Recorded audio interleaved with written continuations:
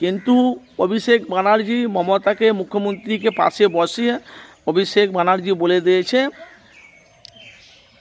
তোমার ভাঙড়ে তৃণমূলে প্রার্থী ঘোষণা হবে শওকত মোল্লা। যে শওকত মোল্লাকে টিকিট দিতে বারণ করেছিল তোহা সিদ্দিকী। ভাঙড়ে শওকত মোল্লাকে টিকিট দিতে বারণ করেছিল তোহা সিদ্দিকী। সেটা নিয়ে এখন বাংলায় জল্পনা চলছে। আর নওশাদের বিরুদ্ধে আর তৃণমূলের প্রার্থী আর আইএসএফের প্রার্থী হবে নওশাদ সিদ্দিকী নিজে। কেনা 2021-এ আব্বাস সিদ্দিকীর কথা অনুযায়ী আব্বাস সিদ্দিকীর নেতৃত্ব অনুযায়ী ভাঙড়ের মানুষ কথা বলেছে আমার ভাইকে তোমরা জিতাও। 2026-এ যখন ভোট আসবে আমার ভাই যদি তোমাদের হয়ে যদি কথা না বলতে পারে তাহলে আগামী দিনে 2026-এ তোমাদেরকে ভোট দিতে হবে না। তো একটাই শাসকের দল, একটাই 294টা সিটের মধ্যে একটা শাসকের দল একটাই 294টার মধ্যে। এখন পুরো বাংলাকে হিলিয়ে রেখেছে একজনের, তার নাম হলো নওশাদ সিদ্দিকী। হিন্দু, দলীয়, আদিবাসী, খ্রিস্টান, ডোম, মেথর যত যা ধর্ম জাতি আছে সবাই আনাচে কানাচে পশ্চিমবাংলা আপনি যেখানেই যাবেন একটাই নাম আইএসএফ। কেন? প্রতিবাদী কণ্ঠ, হকের লড়াই লড়ে, সত্য কথা বলে, মানুষের হয়ে কথা বলে। আর একদিকে পাশে যে শওকত মোল্লা উনি কিন্তু সিপিএমের হার মারছিলেন। সে সিপিএম বাংলাতে 34 বছর বাংলা রাজত্ব করে সিপিএম ডুবে গেল।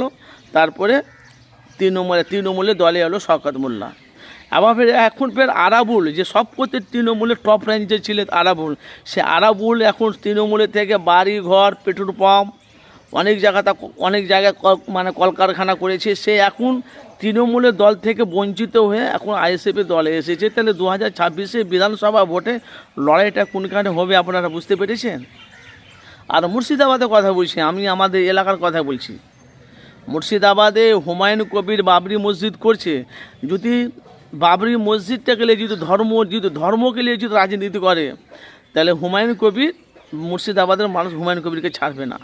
আর বাবরি মসজিদকে নিয়ে যদি ধর্মগিরি যদি রাজনীতি না করে আবার দেখবেন হুমায়ুনকে মাথার উপর রাখবে। কেন ভাই? সামনে বিধানসভা ভোট, 294 সিটের মধ্যে মুসলমানের হয়ে কিন্তু কেউ কথা বলছেন না। আপনারা দেখেন মসজিদ, মাদ্রাসা, ঈদগাহ, কবরস্থান সব মুসলমানের। মুসলমানের সেগুলো সব কেড়েছে কিন্তু বিজেপি, কিন্তু মুসলমানের হয়ে কথা বলার মতন কেউ নেই। তো আপনাদের মূল্যবান মতামত জানাবেন। ভাঙড়ে তৃণমূলের প্রার্থী হলো শওকত মোল্লা আর আইএসএফের চেয়ারম্যান নওশাদ সিদ্দিকী নিজে প্রার্থী। তাহলে 2026-এ যদি বিধানসভাতে যদি ভাঙড়ে যদি নওশাদ সিদ্দিকী না জিততে পারে তাহলে আপনারা এটা আমি আপনাদের কাছে বলে দিচ্ছি দায়িত্ব নিয়ে, 100-র মধ্যে 100% আইএসএফের বাংলায় কোনো অস্তিত্ব থাকবে না। কেন? জোর যার মুলুক তার। কেন? এটাও আমি আপনাদের কাছে বলে দিয়েছি। কিন্তু বাংলার মানুষ নওশাদকে জিতাবে। কেন? বামফ্রন্ট সিপিএমের সাথে জোট করেছে, নওশাদ সিদ্দিকী মুর্শিদাবাদে 3 জায়গাতে প্রার্থী ঘোষণা করেছে। হরিহরপাড়া, শামশেরগঞ্জ না কোথায়